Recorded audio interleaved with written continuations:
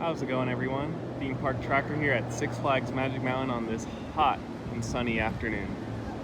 Let's go see what's going on in the park. Right up front, they moved the ticket will call from the past the metal detectors over here. There's this huge queue system in front, which now leaves the question is what are they going to do with the rest of these ticket booths? This is probably the first stage of a possible entrance renovation for next year. We'll have to wait and find out. So now, past the metal detectors, this is where you get the general admission tickets. And there's this huge switchback queue right in front of the buildings. So as you might have seen from the video title, it seems like the park is finally done with the fingerprint system. I first noticed upon arriving at the parking booths, and a team member had a phone to scan my parking pass instead of the old handheld scanners with the trigger which would activate the red laser to scan your pass or ticket barcode. Same thing happened when I got to the turnstiles. Instead of scanning my finger on the reader, I instead needed to take a picture since there was none loaded onto my pass. Once they took the picture, my pass was scanned again to upload it, and off I went to enjoy the park. Now this was a very surprising change for the park, and it's almost identical to the system that Disneyland and Knott's Berry Farm uses. Disneyland takes photos of all their guests with phone scanners, regardless if you have an annual pass, single, or multi-day ticket. Knott's Berry Farm only takes photos of annual pass holders using a webcam attached to their computer.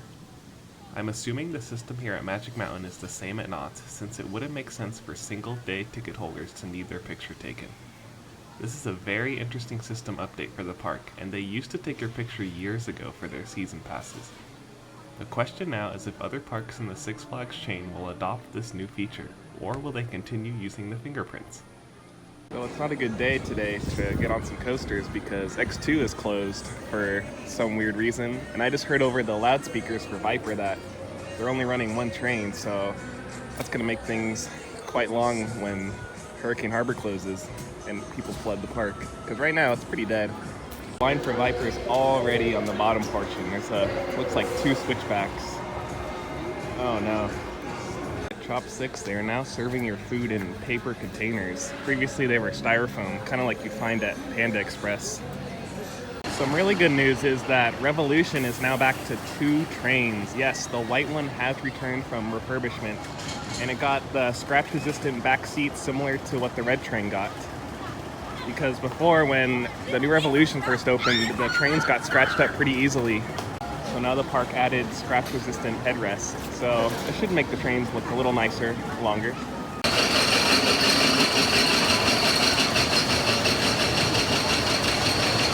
Roaring Rapids has a pretty healthy wait. Something really interesting here is the boarded up service window for Soda Springs. I'm not sure why that's closed, but I do appreciate that the park is experimenting adding these rails in front of their food locations because it prevents the line from spilling out into the midway, creating huge traffic jams. I wish they would add that to Chop 6, but right now they just have like a temporary rope system. There's some exciting things happening over at West Coast Racers. Track and support have been added to the left portion of the figure 8 structure. It's actually pretty crazy how fast this part went up compared to the rest of the coaster. You still have many of the supports awaiting track to be attached to them, especially those taller supports that will make up the second inversion on the ride. But now looking at it, there's still more to be added to the right side of the figure 8, such as the track. So they aren't entirely done yet with the coaster itself, but I imagine in the next few weeks we should finally see this coaster fully assembled.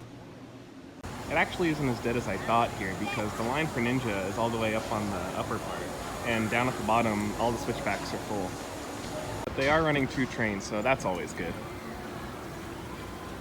And wow, from the Samurai Summit walkway, this thing really gets you hyped up. All the white and yellow track raised above Ninja simply looks incredible. Just standing there at the spot, I could hear other guests that were coming up and down the hill saying things like, "Ooh, what's that ride?" and "Hey, that's a new ride." So there's definitely curiosity surrounding this ride, and it leads me to believe that most guests in the park don't even know this coaster is coming, which is unfortunate. I know it's faced multiple delays towards opening, and the park has stopped advertising it for good reasons, since they themselves are not sure when it's going to be done. Once the park is sure of an opening, they'll pick up on the advertising once again. Jetstream's definitely popular today. There's a couple switchbacks down at the bottom. Won't be able to get on the bridge for some footage of West Coast Racers, but oh well. Looking at the ride from the West Coast Racers preview building is always neat because it's the closest you can get to the coaster, and you have windows in there that provide amazing views for what's going on. The trucks are sort of blocking them here, but I haven't seen any more work done on the surrounding buildings that will accompany the new West Coast Racers themed area.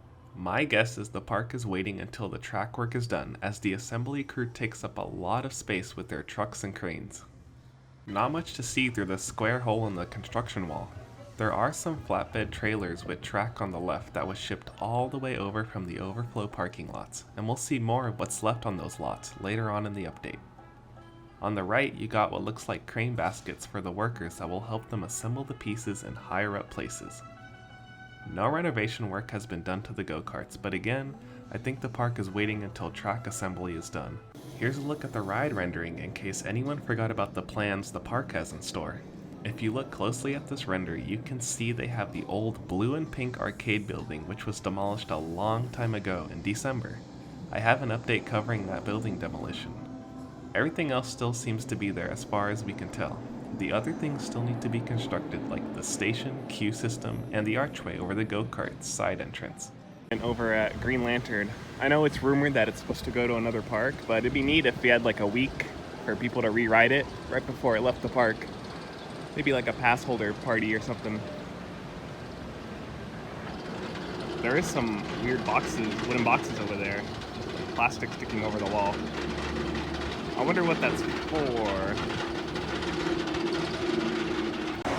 Mr. Colossus has an entranceway, and it's going to take a while for that line to move because they're only running 2 trains right now. Blue and purple. The orange is on the storage tracks. The green train, the 4th one, I'm not sure when that's going to return. It's still in refurbishment. But I do know that the orange train is next for its refurbishment, so we'll see what happens. Maybe they'll add another one later in the night. Something I almost missed during this visit was that the former Glow light-up merchandise store has been converted to a Six Flags member services booth. The park now has 3 of these located throughout the park, at the ticket booths, to the right at Guest Relations, and here to the left at 3 Point Challenge. Some more unfortunate news for this visit is that Lex Luthor Drop of Doom was closed. Not sure what happened with it, but I did see some people working on it earlier, so it's probably just a quick downtime. This is a great thrill ride the park has, and I hope they get it back open for the last few weeks of summer.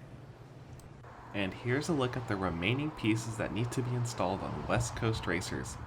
What once used to occupy 3 massive overflow lots has now been condensed into 1.